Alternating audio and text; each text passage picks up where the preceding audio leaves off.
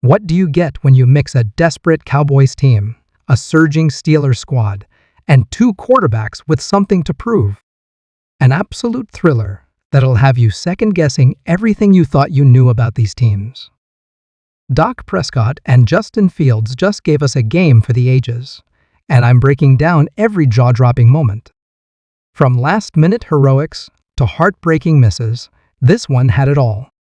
Football fans, we're diving deep into the Cowboys-Steelers showdown that's got the whole NFL buzzing.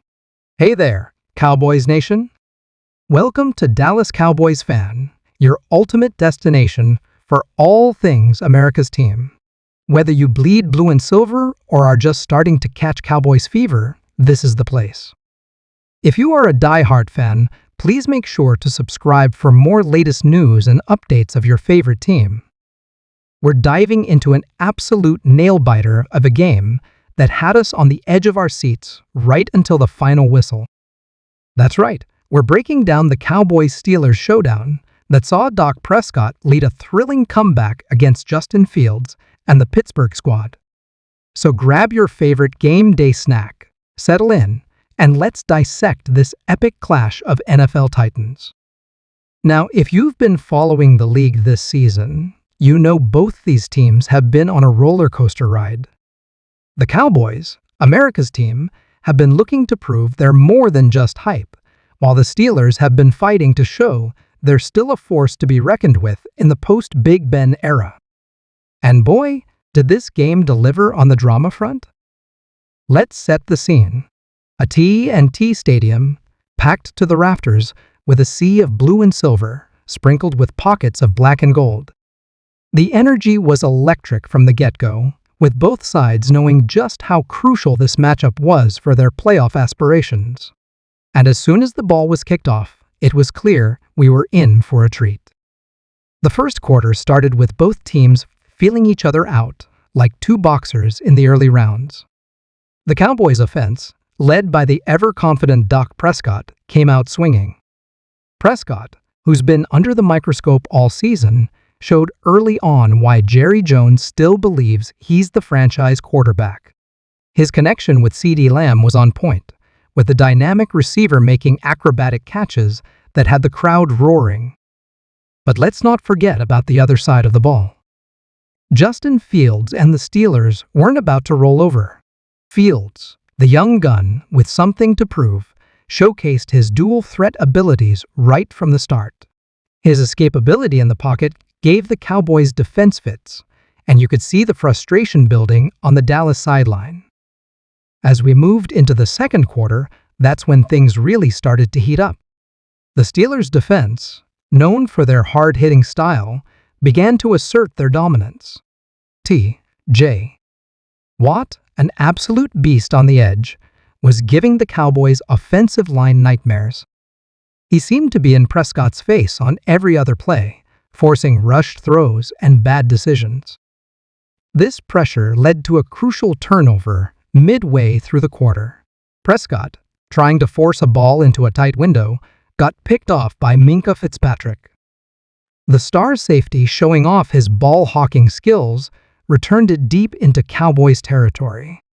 Fields and the offense capitalized, punching it in with a nifty play-action pass to Pat Freiermuth in the back of the end zone. The Steelers, faithful in attendance, erupted, and you could feel the momentum swinging. But here's where things get interesting, folks. Just when it looked like the Steelers might run away with it, the Cowboys' special teams unit stepped up big time. Tony Pollard, often overshadowed by Ezekiel Elliott in the backfield, broke free on a kickoff return that had everyone holding their breath. He weaved through traffic, made a couple of Steelers miss, and took it to the house. Just like that, we were back to a one-score game, and the stadium was rocking. Heading into halftime, both coaches had their work cut out for them. Mike McCarthy and the Cowboys needed to figure out how to protect Prescott and get their run game going. On the flip side, Mike Tomlin had to be feeling good about his team's performance, but he knew the Cowboys were far from done. The third quarter is where things really got wild. The Steelers came out of the locker room on fire. Fields, showing maturity beyond his years, orchestrated a beautiful drive that mixed in some tough runs with pinpoint passes.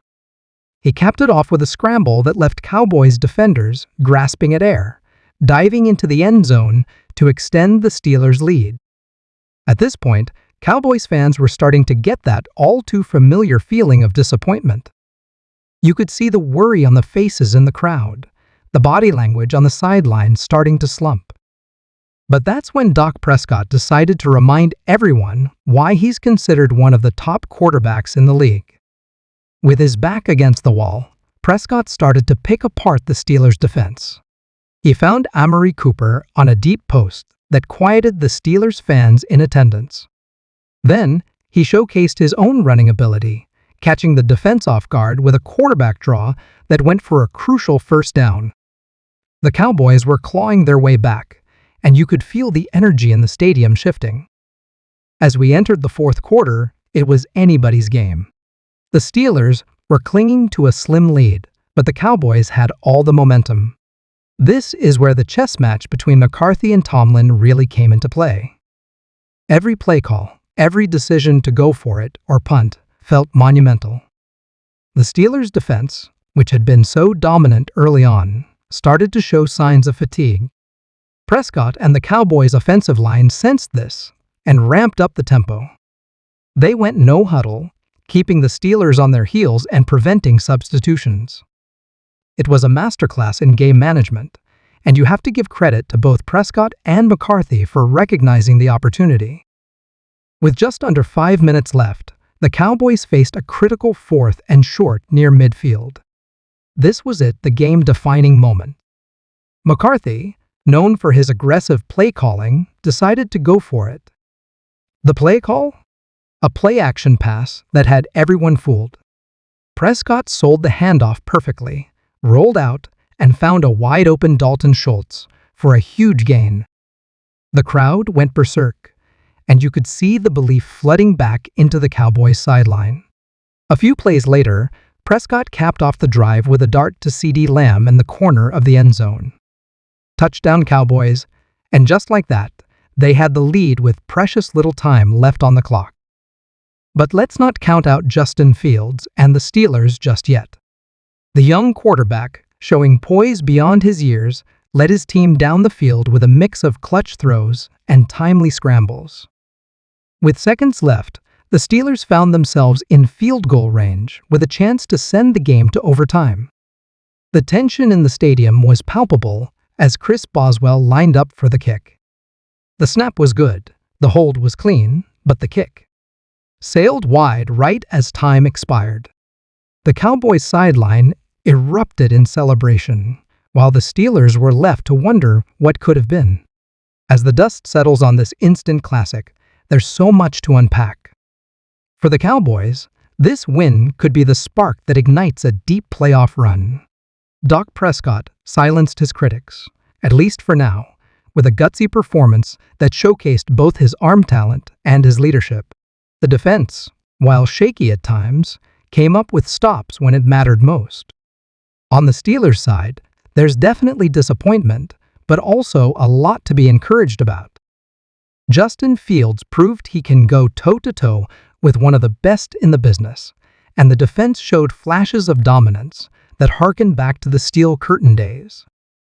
They'll need to work on closing out games, but the pieces are there for a strong finish to the season. Looking ahead, this game could have major implications for the playoff picture in both conferences. The Cowboys have positioned themselves as serious contenders in the NFC, while the Steelers, despite the loss, showed they can hang with anyone on any given Sunday. As we wrap up, I want to hear from you guys. What did you think of the game? Who was your MVP? And how do you see this affecting both teams going forward? Drop your thoughts in the comments below, and let's keep the conversation going.